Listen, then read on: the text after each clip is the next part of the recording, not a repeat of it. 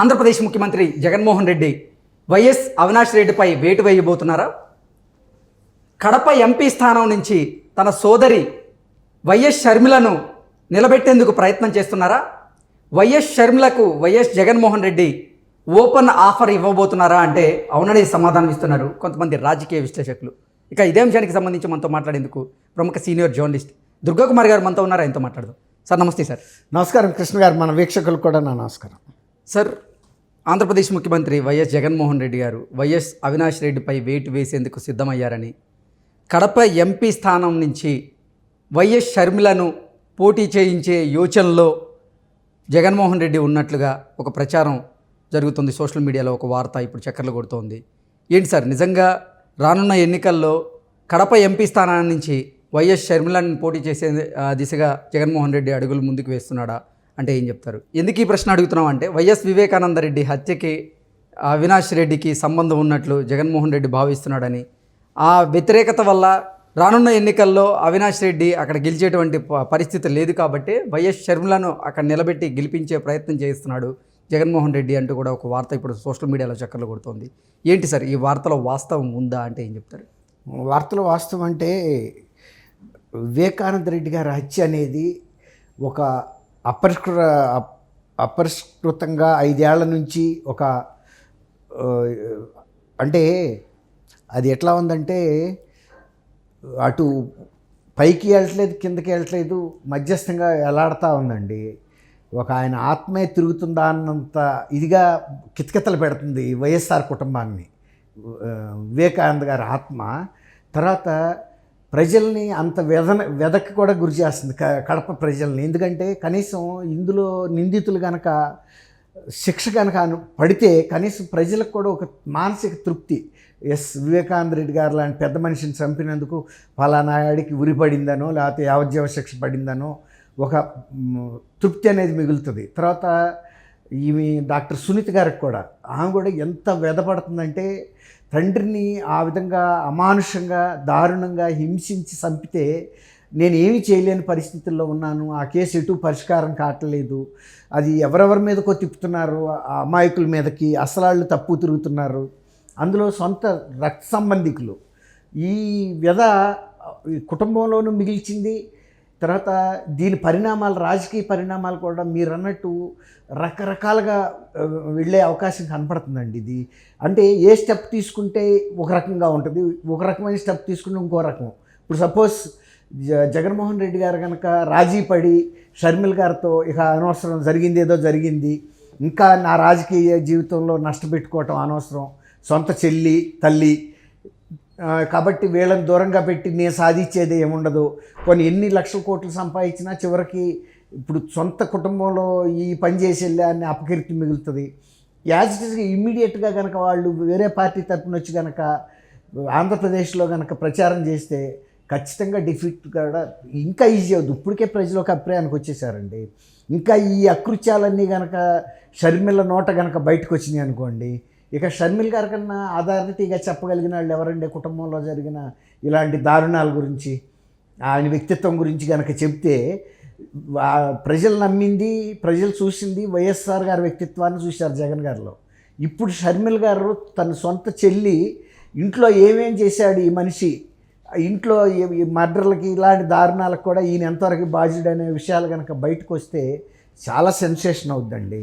బయట తెలియదని కాదు, తెలుసు, కానీ ఆ మాట షర్మిల నోట వస్తే ఉండే ఎఫెక్టు చాలా తీవ్రంగా ఉంటుంది. అందులో ప్రజలు బాగా నమ్మారు ఈయన మన జీవితాలు బాగు చేస్తాడని. ఆయన ఆలోచన విధానాలే క్రిమినల్గా ఉన్నాయి. సొంత తల్లిని చెల్లినే బాగు చేయలేనాడు, లేకపోతే బాబాయ్ హత్య కేసుని తను స్వప్రయోజనాలకు వాడుకుంటా దాన్ని ముందుకు వెళ్ళనివ్వకుండా ఆపుతున్న వ్యక్తి. ఇవన్నీ బయటకు వచ్చిన తర్వాత ఇక మన గురించి జగన్మోహన్ రెడ్డి గారు ఎందుకు శ్రద్ధ పడతాడు అనేది ఆయన వ్యక్తిత్వం బయటకు వెళ్ళిపోద్దండి. ఆ టైం అప్పుడు అసలు ఇంకా నష్టం జరుగుతుంది, ఇక తిరుగులేని నష్టం జరుగుతుంది. కాబట్టి ఒక రకంగా కనుక ఆయన అంత డేరింగ్గా ధైర్యంగా నిర్ణయం తీసుకుని అవినాష్ రెడ్డి పోటీ చేయటం అనవసరం, అవినాష్ రెడ్డి మీద వ్యతిరేకత ఉన్న వాస్తవాన్ని కనుక ఆయన గమనిస్తే జిల్లాలో ఆయన అవినాష్ రెడ్డిని ఇప్పుడు కాదు ఎప్పుడు కూడా పెట్టే పరిస్థితి ఉండదండి. తను పార్టీలో ఎప్పుడు కూడా ఏ పోస్ట్కి కూడా అవినాష్ రెడ్డిని తను పెట్టకూడదు. ప్రజల్లో ఉన్న వ్యతిరేకత కనుక ఆయన గమనిస్తే, లేదు ప్రజలు ఇవన్నీ మామూలు, వాళ్ళు ఏం చేస్తారు ప్రజలు, నేను నా ప్రతిభ ముందు ఈ ఈయన వివేకానంద రెడ్డి గారు వచ్చి కూడా గాలికి కొట్టుకుపోద్దని అనుకుంటే అంత ధైర్యంగా, అది వేరే మాట. లేకపోతే కనుక మీరు అన్నట్టు ఆ అమ్మాయి షర్మిల గారికి కనుక సీట్ ఇస్తే షర్మిల గారి మీద అంత వ్యతిరేకత లేదు. షర్మిల గారు దాన్ని ఖండించింది. ఆ అచ్చి ఎవరు చేశారో కూడా సిబిఐ ముందు చెప్పింది. ఆస్తి కోసం జరగలేదని చెప్పింది, కేవలం రాజకీయ అంశాల మీద జరిగిందని కూడా చెప్పింది. కాబట్టి షర్మిల గారికి విశ్వసనీయత ఉంది కడప జిల్లాలో. కాబట్టి ఒకవేళ కనుక షర్మిల గారు కనుక వైఎస్ఆర్సీపీ తరఫున పోటీ చేసిన వైఎస్ఆర్సీపీ మీద ఉన్న వ్యతిరేకతను కూడా కొంత తట్టుకుని ఎక్కువ ఓట్లు పొందగలదు. గెలుపు వరకు వెళ్తుందా లేదా అనేది నేను ఇప్పుడు చెప్పలేను. ఎందుకంటే మనుషుల యొక్క మనసు బాగా గాయపడింది వైఎస్ఆర్సీపీ వాళ్ళు చేసిన పనులతో. కాబట్టి చాలా వరకు న్యూట్రలైజ్ చేయగలిగే మనిషి ఎవరైనా ఉండారంటే షర్మిల గారే. అది ఆ వ్యూహం ఆయన ఎలా తీసుకుంటాడో మనం చెప్పలేము.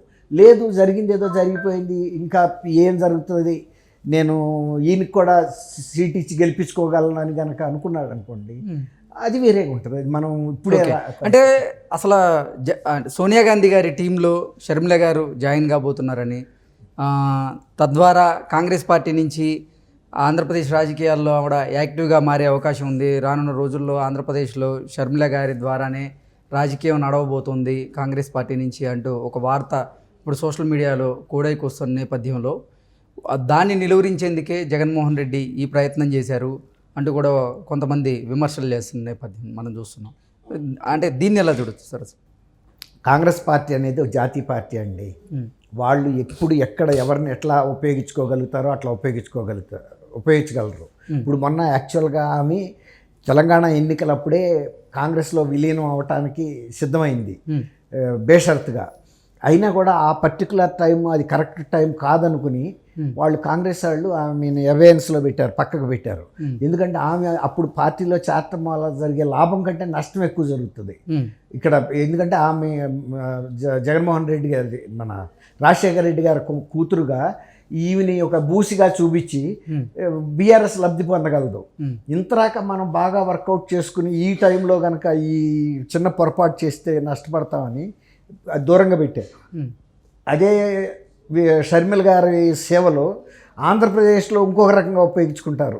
డాక్టర్స్ నైఫ్ అంటారు చూసారా, అది మంచి చేయగలదు, చెడు కూడా చేయగలదు. ఇప్పుడు అక్కడ జగన్మోహన్ రెడ్డికి వ్యతిరేకంగా కనుక షర్మిలని దింపితే అక్కడ వచ్చే ప్రయోజనాలు వేరు.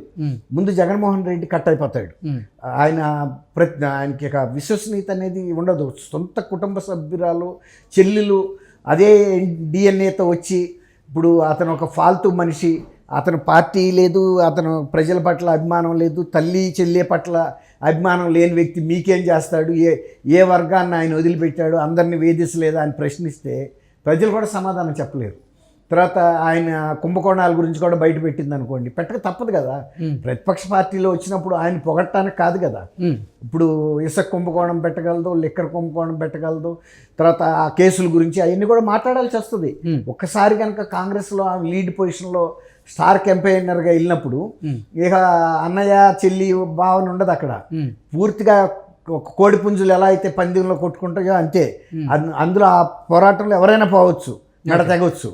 అట్లాంటి పోటీ జరిగిన రోజున జగన్మోహన్ రెడ్డి గారికి అసలు ముందు టీడీపీ నుంచి కన్నా అసలు కాంగ్రెస్ వైపు నుంచి వచ్చే ఇదే ఎక్కువైపోద్ది ఆయనకి డోసు. దేనికి ఆయన సమాధానం చెప్పలేడు. షర్మిల్ గారు అడిగే ప్రశ్నలకి దేనికి కూడా ఆయన సమాధానం చెప్పలేడు. అన్నిటికీ కూడా తెల్లముఖం వేయాల్సిన పరిస్థితి వస్తుంది. ఓకే, అట్లాంటి సిచ్యువేషనే కనుక వచ్చినాడు మీరు అన్నట్టు కాంగ్రెస్ ఖచ్చితంగా ఉపయోగించుకుంటుంది. Okay okay sir, thank you so much.